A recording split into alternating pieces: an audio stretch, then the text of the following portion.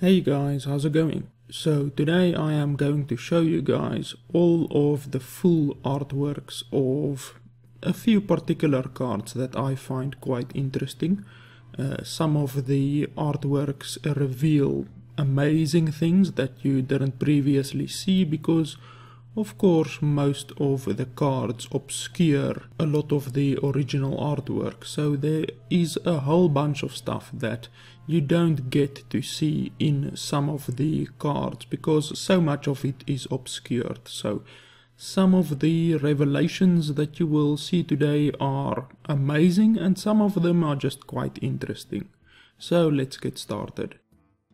So first off is Acolyte of Pain. Now the normal artwork of the card shows just a guy holding a kind of a Bible thing and you can't really see much else.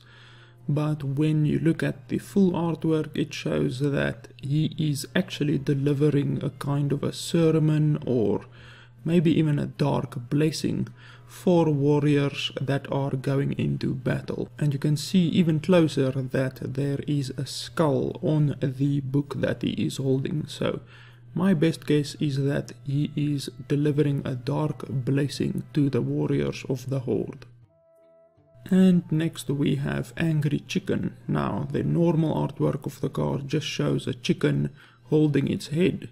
And that is actually quite fitting to the angry chicken. Although it doesn't show an angry chicken, it at least shows a chicken. But when you look at the full artwork, it actually shows a warrior that was polymorphed. Because you can actually see the warrior's armor lying around it and smoke. And it's quite obvious that this warrior was polymorphed. So in actuality, the full artwork shows a polymorphed target and not angry chicken, but of course you know that polymorph in the game actually shows a sheep, so they actually just used this one for angry chicken.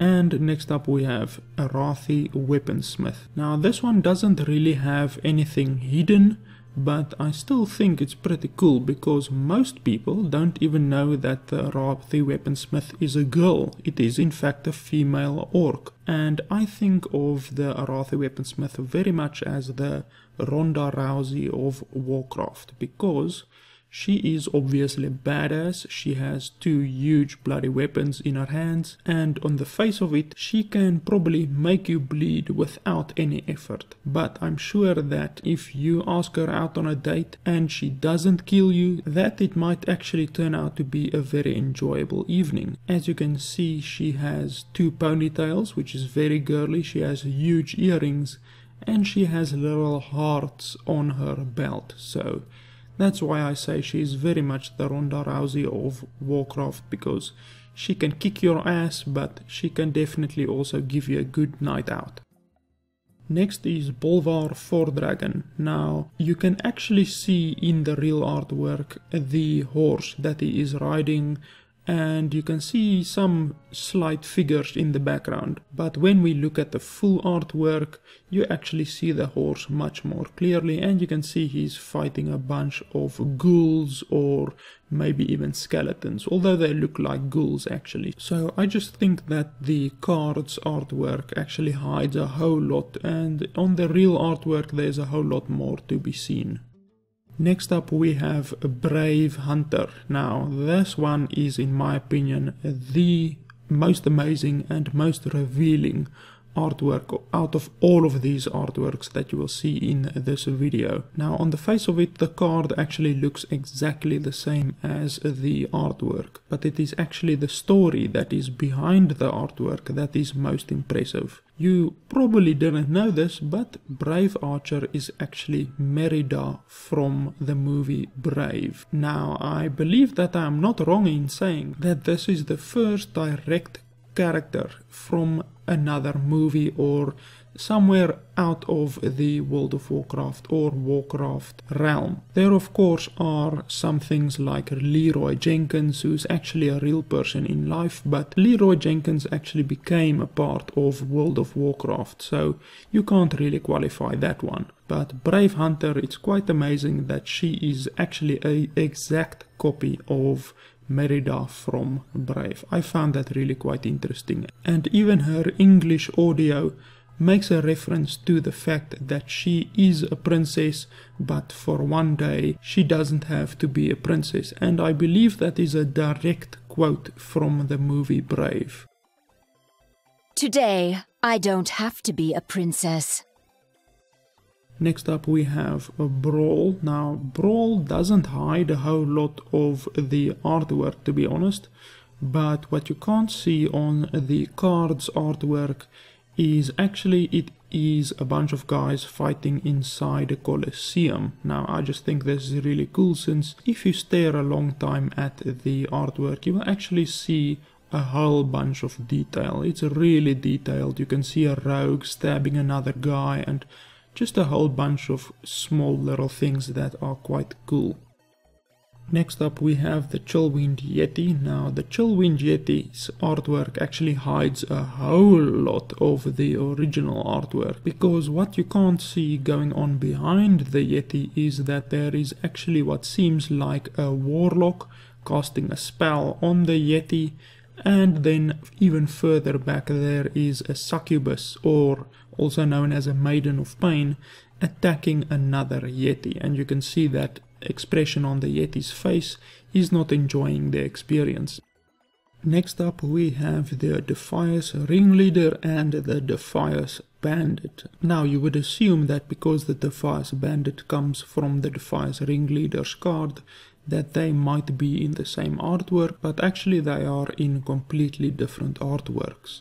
The defias ringleader's original artwork shows him cutting the throat of an orc, and the defias bandit shows him being only one of a whole bunch of defias members, because defias, of course, is a faction or a guild of rogues in the World of Warcraft universe, and you can see them having a little bit of a meeting.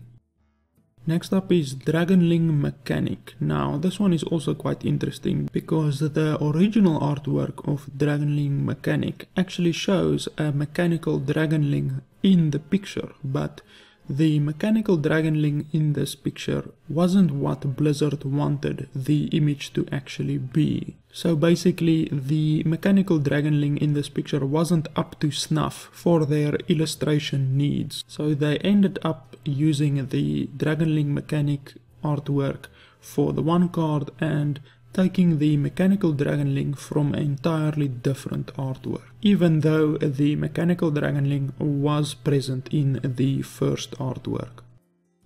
Next up is the Dread Infernal. Now, the Dread Infernal actually does show the detail that I want to show you guys, but you probably never even noticed it. So once we look at the full artwork, you can actually see that the Dread Infernal has been summoned by a warlock in the background, and it is actually busy attacking another guy.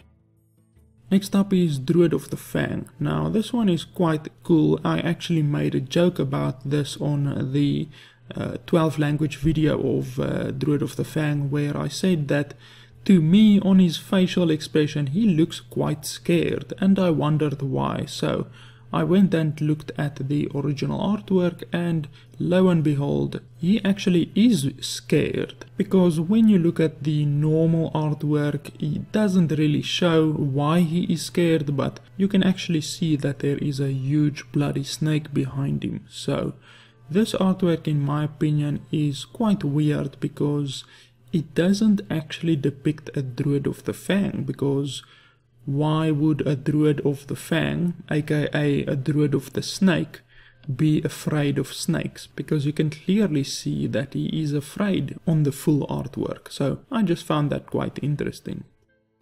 Next up is Eaglehorn Bow. Now, the Eaglehorn Bow's normal artwork actually just shows a bow with a skull on it, but the full artwork actually shows the full bow with what I'm assuming to be a troll hunter drawing an arrow from that bow. So the entire troll hunter and the forest background is actually obscured by the normal artwork.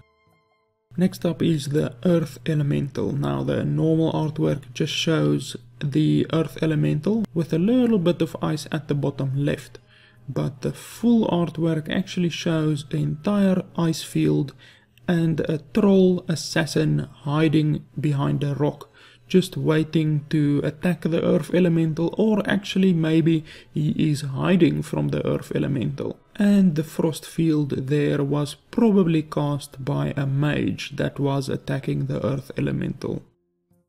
Next up is the earthen ring farseer. Now, the earthen ring farseer's art was done by Alex Horley. Now, he actually did two versions of the artwork for the earthen ring farseer. The first original one actually depicts the earthen ring farseer holding sulfuras, which is the weapon of Ragnaros, but obviously a little 3 mana cost minion holding the weapon of Ragnaros, which is a much more powerful card in Hearthstone, wouldn't have made all that much sense. So the artwork was redone and the wolf was removed to give you the alternate artwork of the earthen ring farseer. So I just think it's pretty cool to know that there are two versions of this one card. Next up is Fen Creeper. Now, the original card of Fen Creeper actually does show a little girl on top of the Fen Creeper, but you probably never even noticed that. And the full artwork reveals even more details. It shows the Fen Creeper actually reaching for the little girl's fishing rod, and obviously the little girl is standing on top of the Fen Creeper, but to her it just looks like a normal little piece of island. Next up is Gazlowe. Now, Gazlowe actually does appear in World of Warcraft, but they didn't use a original artwork from World of Warcraft. They actually used the artwork from Heroes of the Storm, but they did modify the artwork of Heroes of the Storm slightly to actually bring the arms of the mechanical backpack that he is wearing to be right beside his face, and that is actually most visibly seen in the golden animation of this card, where the arms are moving backwards and forwards.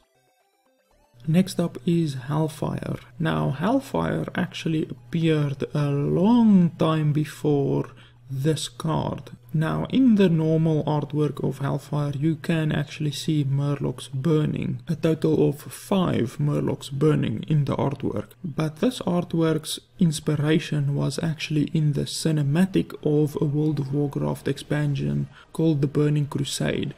And another interesting thing about this Burning Crusade cinematic was that the artwork for Mana Worm was taken directly from this cinematic. Since the artwork for the Mana Worm cannot be seen anywhere else, it is actually directly from the cinematic.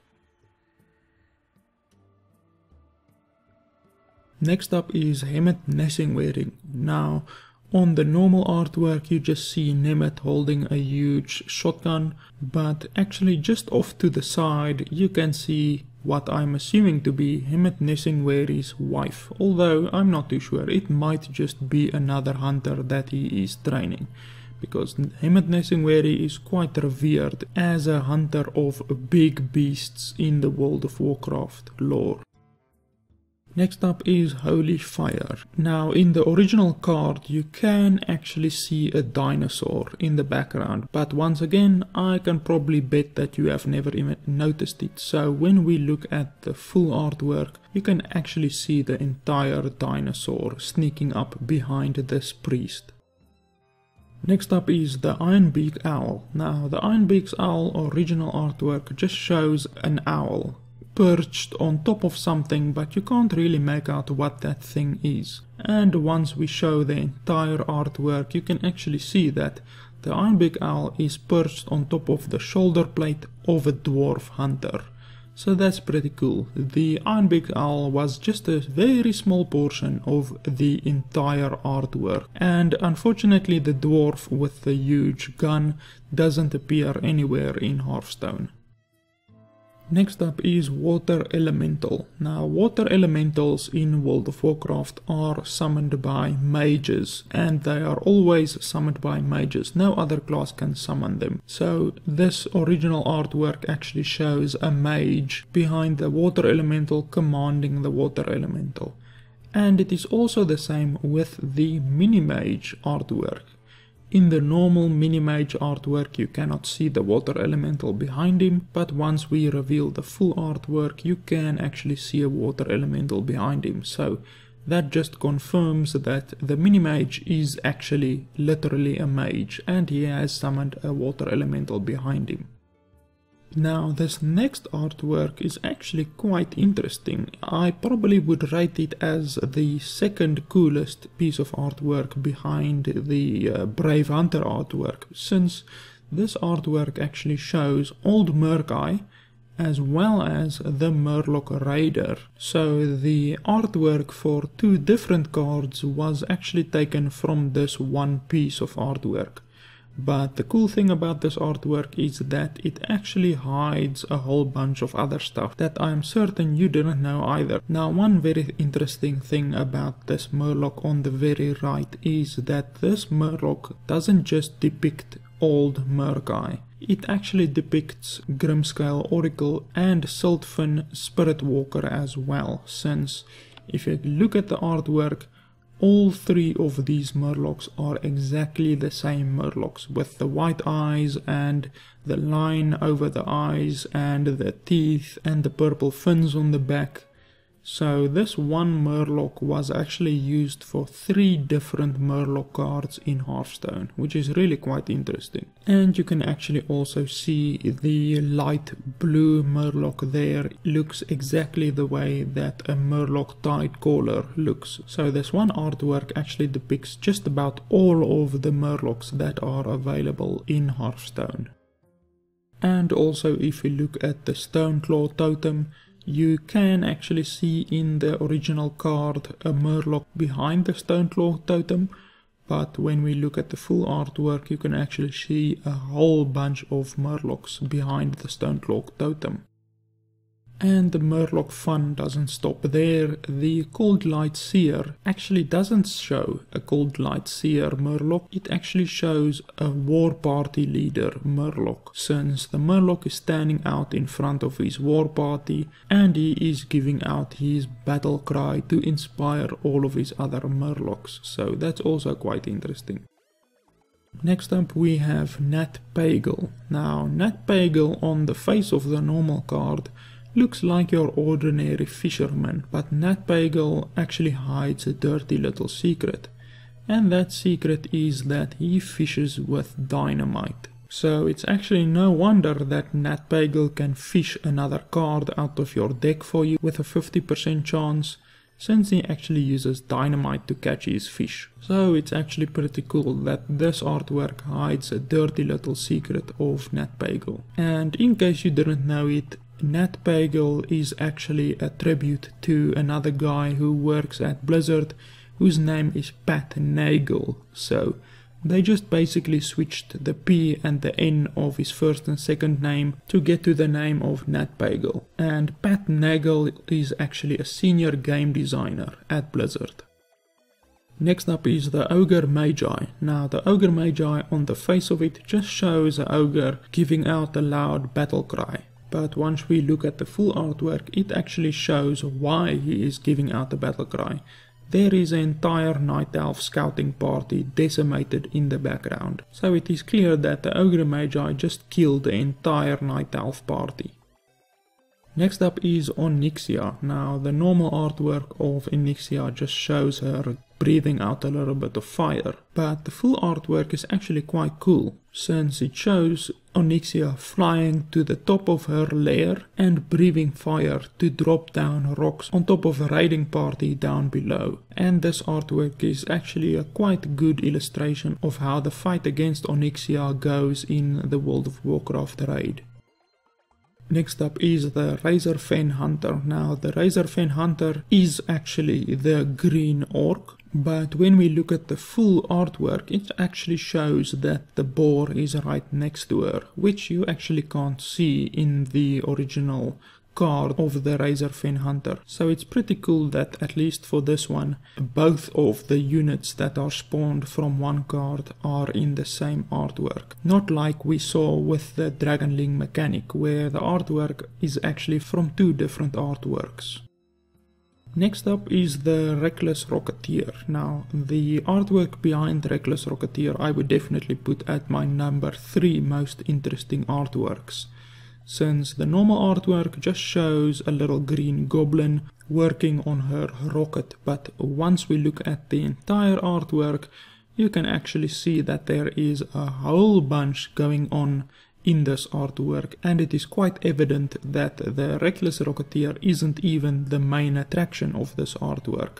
The main attraction is definitely this rogue goblin down in front, and this artwork also actually shows a goblin blast mage.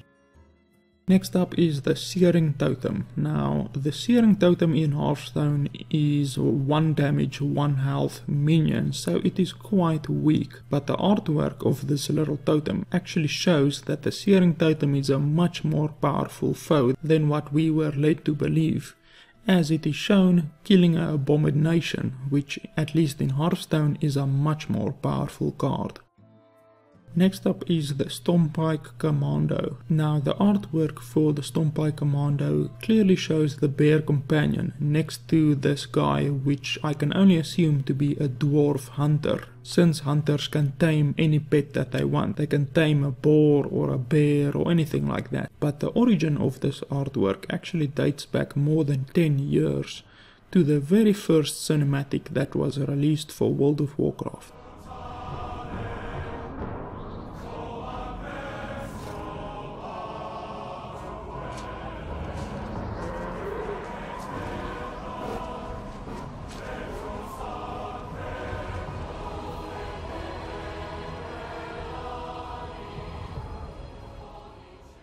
Next up we have Sylvanas Windrunner. Now Sylvanas Windrunner is the queen of Undercity, and Undercity is a city in the World of Warcraft universe. And the original artwork of the card actually shows just her holding a bow. But if you look at the full artwork, you can actually see 2 guys standing behind her. Now, the guy on the right is actually Varimathras, and he is a demon lord. Very much the same type of demon lord as Mal'Ganis. And the guy on the left is the Blood Elf ambassador that was sent to Undercity. Next up we have the artwork for Toshley. Now Toshley can be seen in the original artwork just shooting at something, but you can't exactly see what it is. So when we look at the full artwork, you can actually see Toshley shooting at a little animal. Now, that little animal actually isn't a Zerg, although they might look a little bit the same. It is actually a Ravager, which can be found in World of Warcraft. And unfortunately you can see that even though Toshley is dealing with the Ravager in front of him very efficiently, the Ravager behind him will probably take a bite out of his ass. And next up we have the Trade Prince Gallywix. Now, the original artwork of Trade Prince Gallywix just shows him throwing a little bit of gold out of his hand. But the full artwork actually shows a bomb with a lit fuse in front of him, and him standing on top of a gold pile with a whole bunch of rats around him. Now the rats and the bomb isn't actually fitting to the World of Warcraft lore, but the huge pile of money certainly is, since Trade Prince Gallywix in the World of Warcraft universe is actually a extremely rich goblin. And even though Trade Prince Gallywix doesn't look like a goblin, he actually is the little green goblins that you are accustomed to, but he actually just grew rich and fat with his wealth, literally. And he actually doesn't look anything like the next goblin that we are looking at, and that is the Ventureco Mercenary. Now this is how a goblin should look. Now the original artwork of the Ventureco Mercenary just shows the Ventureco Mercenary, but when we look at the full artwork, we actually see that the Vengerco mercenary is holding a double-barreled shotgun in his hand, and much to our surprise, the Devil Saw is hiding behind him. Now, the artwork for the Devil Saw is actually also taken from the Vengerco mercenary's artwork. So once again, that is two different cards that are taken from the very same artwork. And that's quite strange, because the Vengerco mercenary doesn't have anything to do with the Devil Saw, which is of course summoned by Tinkmaster Overspark. And last but not least, we have the Wisp. Now, the original card artwork just shows the Wisp, but when we look at the full artwork, we actually see the Wisp being followed by a few other dead characters. Now, if you don't know how World of Warcraft's death mechanic works, once you die, you get spawned at a graveyard and then you need to run back to your corpse. And that is basically what we see happening here. If you are a Night Elf character and you die, you assume the form of a Wisp. And you can also see a few other guys behind the Wisp running back to their corpses. So that is basically it for this video. If you guys think that I missed any other artwork that you might want to know the origin on or anything like that, send me a message and I will certainly include it in the next installment of this kind of video that I will be doing in the future. So thanks a lot for watching, guys. If you enjoyed it, like and subscribe. See you next time. Ah, hero. We were just talking about you.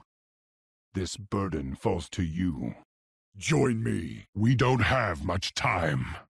Thank you. It's the least you can do to support this. The Alliance needs heroes like you more than ever. I thank you.